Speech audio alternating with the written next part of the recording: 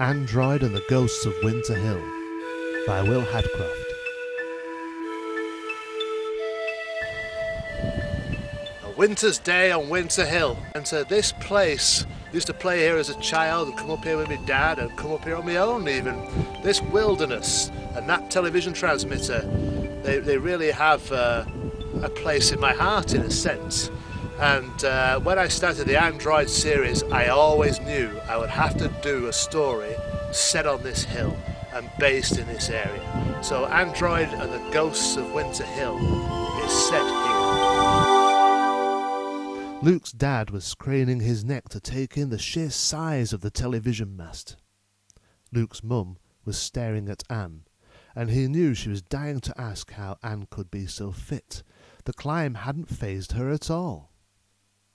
"Just think," Jez said, "all our television programmes are beamed out of that."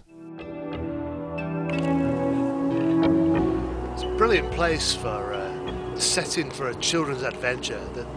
When you look at the beautiful landscapes, you've got the reservoirs. As I've said before, we played here as a child. To create a story set here, it's fantastic. Then you've got the history of the place. In the early 1900s, Lord Leverhulme owned all of this land and gave it to the people of Bolton. So there's a lot of history involved in the place. And as a writer, I really wanted to research that and utilise it as much as possible.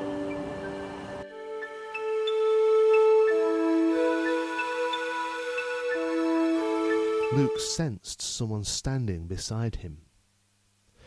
He turned to find a boy only a little younger than himself, about 10 years old, looking straight ahead. The boy was wearing an old-fashioned grey coat, a scarf and a flat cap, and he was smiling. Luke's dad said, "Poor bloke, clobbered to death, and he was only 20.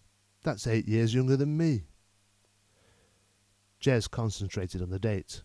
1838. That's over 150 years ago. Luke said to the young boy by his side, who was still smiling, "It's horrible, innit, mate?"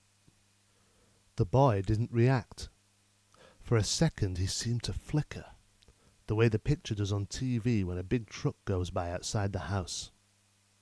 A trick of the light, Luke decided. He reached out to tap the lad on the shoulder. "I said it's horrible, innit, mate?" The boy continued to grin at nothing, as Luke's hand went straight through his shoulder.